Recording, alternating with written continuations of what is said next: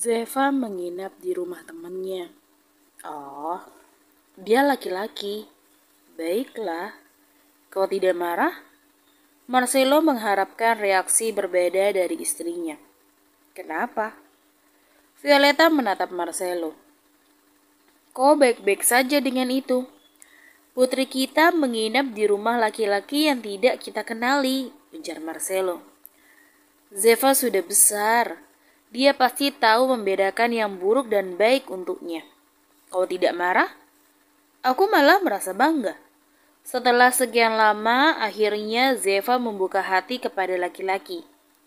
Selama ini, aku sering berpikir putriku belok. Aku sangat senang, ujar Violeta. Bagaimana jika terjadi sesuatu? Seperti hamil di luar nikah? Artinya kita akan memiliki cucu. Violeta tersenyum. Kau bercanda kan? Tanya Marcelo. Tidak, dan kau terlalu berlebihan. Aku sudah memberikan edukasi sejak Zeva dan Zafi masih kecil. Mereka tidak akan ceroboh. Ya, kalaupun ceroboh, mereka harus tanggung jawab. Ambil sisi positifnya saja. Lagi pula sejak kapan hal seperti ini jadi guncangan bagi Aguero? Violeta menyedarkan kepalanya di bahu Marcelo. Tapi tetap saja, aku tidak bisa menerima anak itu begitu saja. Dia harus lulus ujian, ujar Marcelo. Ujian apa yang akan kau berikan? Masakan, tanya Violeta. Minimal dia harus sekuat Zafi. Marcelo, Violeta merasa itu mustahil. Jika dia tidak bisa sekuat Zafi, tidak ada jaminan dia bisa melindungi Zeva di masa depan. Kau benar, tapi kalau kau menjadikan itu sebagai syarat tetap, aku ragu putri kita akan menikah. Violeta tersenyum kecil. Zeva menginginkan cinta sejati, bukan orang yang lebih kuat dari Zafi. Tolong mengertilah. Violeta menggenggam tangan Marcelo.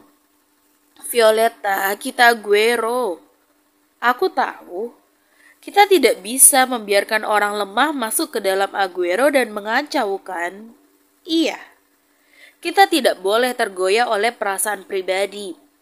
Jika dia ingin menjadi menantu keluarga Aguero, dia harus menunjukkan dirinya itu layak.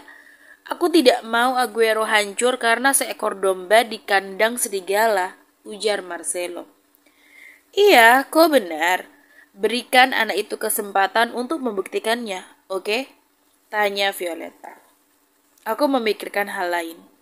Apa itu? Memangnya anak itu tahu identitas asli Zeva sebagai Aguero? Violeta terdiam. Ini akan jadi guncangan besar untuknya kalau dia menganggap Zeva sebagai gadis biasa. Jika dia mengetahui kenyataan tentang Zeva, dia memiliki dua pilihan. 1. Tutup mulut, menjauh dari Zeva, dan bersikap seolah tidak terjadi apa-apa. 2. Bersedia masuk ke dunia baru, melewati ujian, dan menjaga Zeva selama sisa hidupnya. Menurutmu, dia akan memilih yang mana? Tanya Marcelo. Aku perlu melihatnya secara langsung untuk memberikanmu jawaban itu, ujar Violeta. Atur waktu untuk bertemu secara kebetulan. Kalau kebetulan, tidak usah mengatur namanya. Violeta tertawa. Kapan kau akan ke sana? Setelah pesawat mendarat? Tanya Marcelo. Lain kali aja, aku terlalu lelah. Aku mau istirahat dulu sebelum menemui mereka. Violeta memejamkan kedua matanya. Tidurlah, aku akan membangunkanmu setelah pesawatnya mendarat. Maxim, bajingan sialan. Kau sudah mengatakan itu 53 kali, ujar Kenzo. Semua itu masih belum cukup untuknya. Zeva tidak habis pikir. Dia tahu Maxim populer dan sering berkencan. Tapi apa wajar memiliki 20 pacar? Tidak. Itu jadi 19 sekarang. Dan lagi, pacar-pacarnya tidak tahu kalau Maxim selingkuh di belakang mereka. Maxim bermain dengan rapi. Dia bahkan sempat mengencani banyak gadis lain di belakang pacarnya. Sekarang aku mengerti kenapa Gio selalu malas saat bersama dengan Maxine. Gio pasti dipaksa untuk menutupi semua kenyataan itu. Mengingat sikap Gio yang bodoh amat, dia jelas tidak peduli. Aku kagum, Gio mengingat nama dan karakteristik pacar-pacarnya Maxim, ujar Kenzo. Dia memang memiliki ingatan yang baik. Zeva memotong kue dan memakannya. Menurutmu tempat ini bagaimana? Tanya Kenzo. Lumayan. Zeva jadi menoleh ke sekeliling. Mereka sedang berada di sebuah kafe dekat sekolah. Kenzo mentraktir Zeva kue dan kopi untuk menenangkan diri. Aku penasaran apa pekerjaan pamanmu. Dia pasti berpenghasilan besar sampai bisa memberimu banyak uang bulanan, ujar Zeva. Dia bekerja di penambangan, jabatannya tinggi. Tidak heran sih, memangnya dia tidak marah kau menghamburkan uang seperti ini.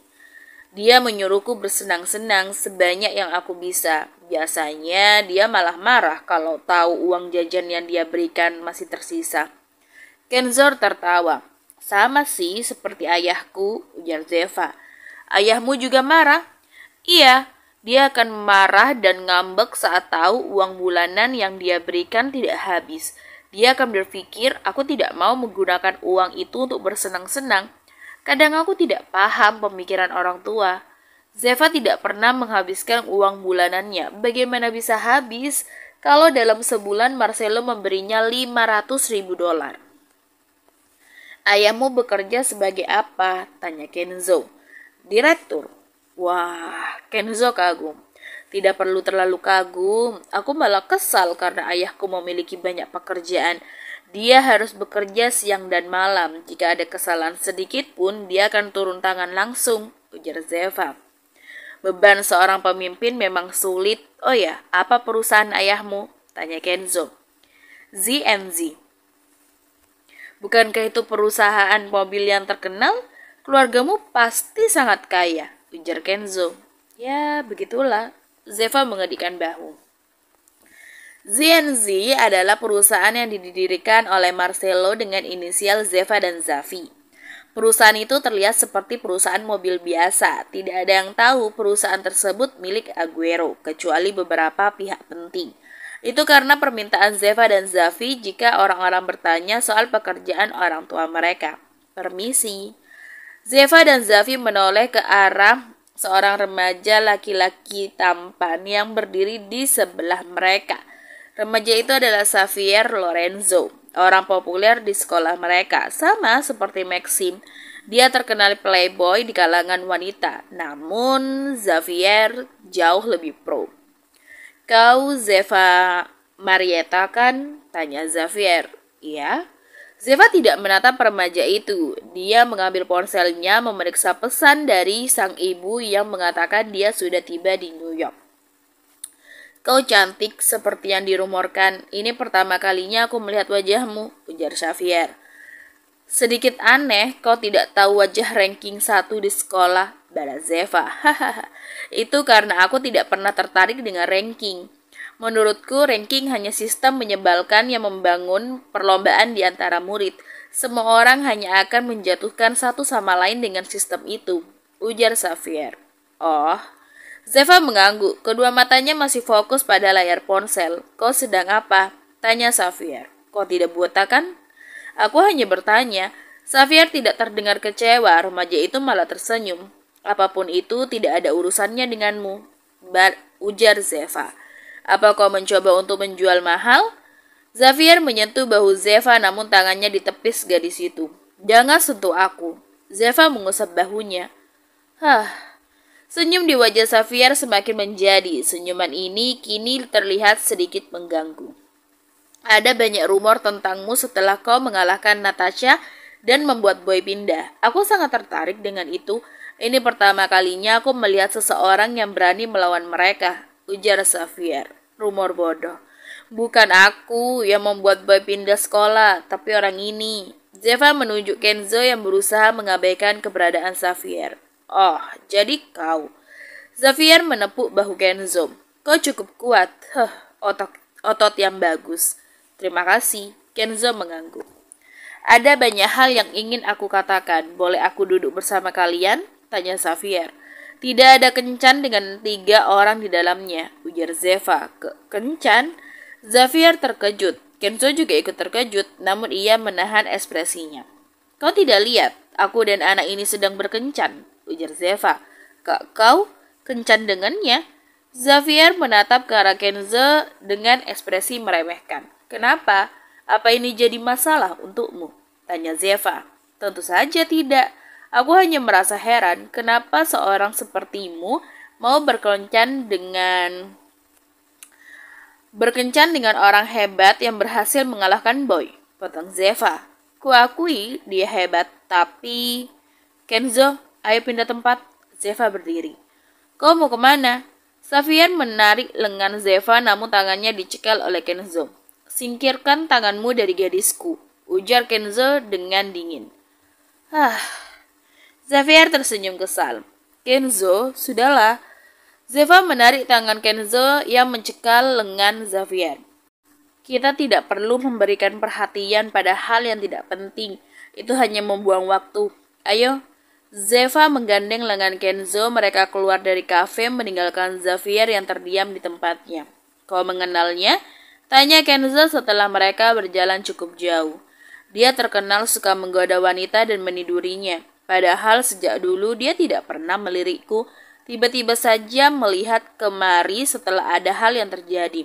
Jelas-jelas dia caper dan ingin dilihat banyak orang. Kalau aku mau berkencan dengannya, dia pasti menyombongkan diri ke segala arah dan mengatakan dia bisa menaklukkan gadis yang menghancurkan Boy, ujar Zeva. Aku rasa dia tidak akan berhenti hanya dengan beberapa kalimat. Yang kau katakan benar, dia pasti berusaha lebih keras untuk menggangguku. Kau lihat wajahnya tadi? Saat aku menolaknya, dia tidak terlihat kesal. Zeva mengingat ekspresi Xavier yang membuatnya jijik. Ekspresi penuh rasa penasaran pada hal yang baru. Kau harus berhati-hati, ujar Kenzo. Kupikir dia tidak akan membiarkanmu hidup tenang. Kenzo terlihat khawatir. Apa yang kau khawatirkan? Kan ada kau di sisiku. Kau bahkan memanggilku gadismu kan? Zeva tersenyum. Itu karena aku ingin membantu. Wajah Kenzo memerah. Maka kau harus membantuku lagi ke depannya. Aku bilang kita sedang berkencan. Dia mungkin akan menyebarkan rumor tentang ini, ujar Zeva. Apa yang kau rencanakan? Ya, kita harus bersikap seolah-olah kita sangat dekat. Zeva kembali menggandeng lengan Kenzo. Sangat dekat? Kenzo semakin memerah.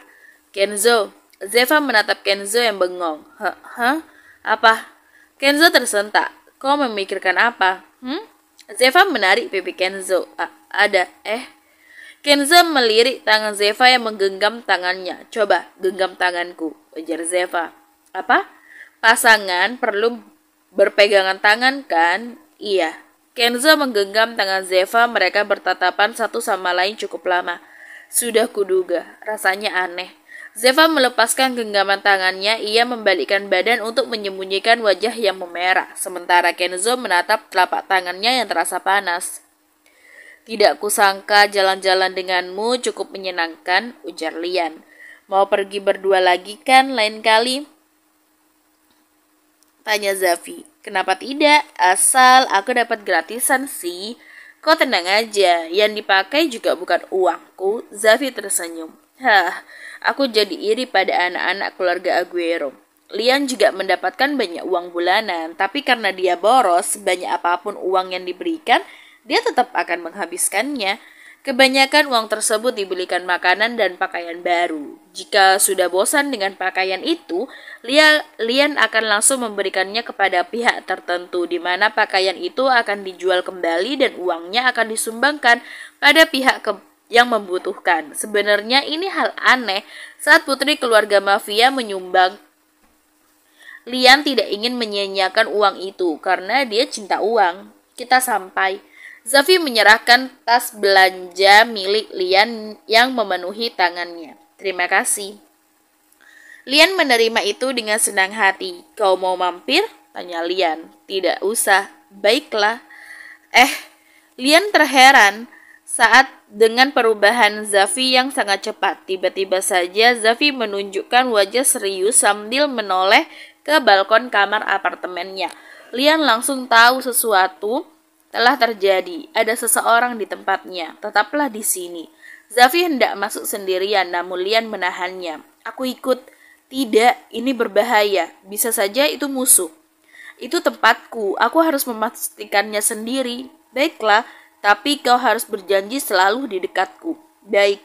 Lian mengangguk dengan ragu. Zafi berjalan lebih dulu, diikuti Lian yang mepet-mepet kepadanya.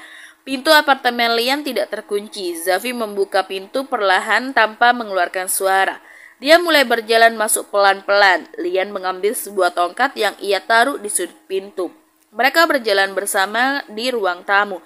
Tidak ada siapa-siapa di sana. Mereka bisa mendengar suara di kamar Lian. Mereka berdua menoleh satu sama lain.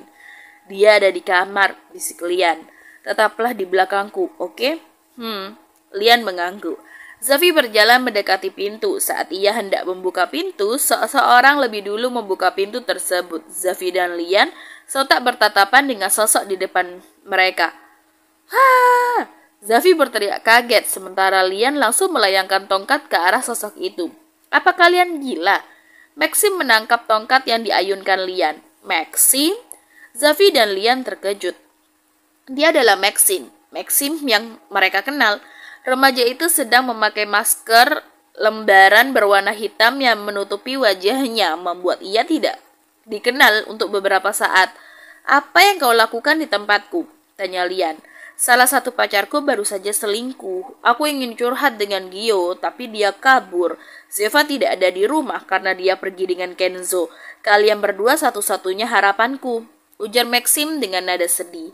"Baiklah, tapi kenapa kau menerobos masuk ke rumah orang lain tanpa izin?" tanya Lian. "Aku sedang tidak fokus karena keadaanku. Tolong mengertilah," lirik Maxim.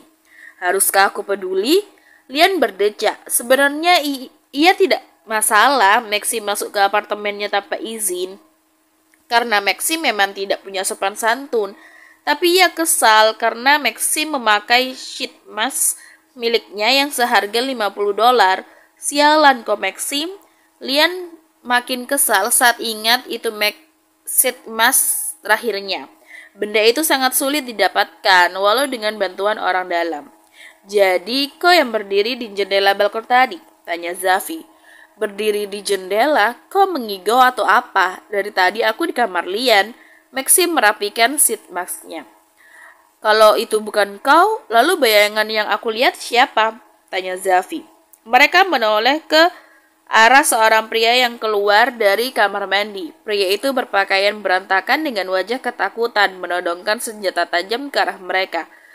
"Diam, kalau kalian tidak mau mati," teriaknya. "Siapa dia?" tanya Zafi. "Penghuni kamar sebelah," jawab Lian. "Ah, pantas saja saat aku masuk ada suara aneh.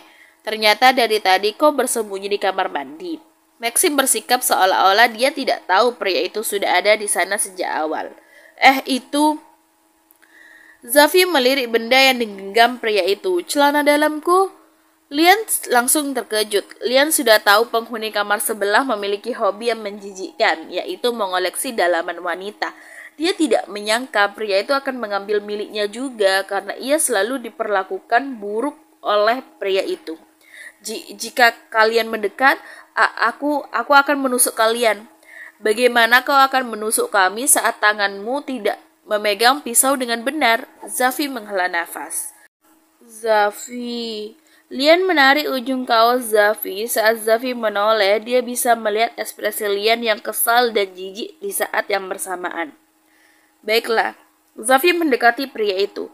"Sudah kubilang, jangan mendekat." Pria itu mengayunkan pisau ke arah Zafi. Dengan mudah Zafi menangkapnya. Zafi pun menghantam perut pria bertubuh gempal itu dengan kuat. Pria itu terjatuh tak sadarkan diri. "Perlu kuhabisi?"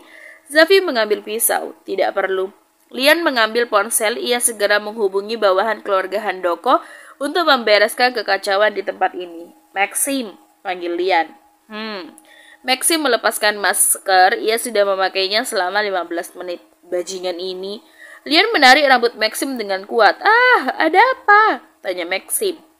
"Jangan bersikap sok polos. Kau sengaja membiarkan orang gila ini di sini sampai aku datang kan?" tanya Lian. "Iya, hehehe. Sialan." Lian memukul kepala Maxim dengan telapak tangannya. Untung dia lemah, gumam Maxim. Apa kau bilang? Lian bersiap menjambak Maxim sekali lagi. Kau sangat cantik. Maxim tersenyum. Cih, minggir. Lian masuk ke dalam kamarnya dan mengunci pintu. Wah, dia sangat sensitif. Apa dia sedang datang bulan? Celutuk Maxim. Iya, jawab Zafi. Pantas saja. Maxim duduk di sofa. Tak lama kemudian orang-orang Handoko datang. Zafi membuka pintu dan mereka mulai bekerja. Di mana Nona? Dia sedang mengurung diri, ujar Zafi. Lian yang malang. Dia pasti syok setelah mengalami ini. Oh, sahabatku, ujar Maxim. Tutup mulutmu, Maxim, teriak Lian. Istirahatlah sayang, balas Maxim. Dasar tidak waras. Pergi dari tempatku. Jika kau masih di sini saat aku keluar, aku tidak akan melepaskanmu. Wah, sungguh caramu menyampaikan sampai jumpa yang ramah. Maxim merangkul bahu Zafi. Lian, aku pergi dulu. Zafi mengikuti langkah Maxim. Awalnya dia tidak mau ikut dan ingin menemani Lian di sana, tapi saat Maxim memberinya tatapan itu, dia memutuskan untuk mengikutinya. Maxim membawa Zafi ke sebuah taman bermain yang ada di dekat sana. Di sana, Maxim menduduki sebuah ayunan. Zafi duduk di ayunan yang satunya. Ada apa? Tanya Zafi. Xavier Lorenzo mengincar Zeva. Aku sudah menduganya. Dia itu serangga yang muncul setiap ada hal yang besar. Kau tidak akan melakukan sesuatu? Aku akan mengamatinya dulu. Maxim menatap Zafi. Ekspresi di wajah Zafi membuatnya tersenyum kecil. Sepertinya akan ada yang mati nih.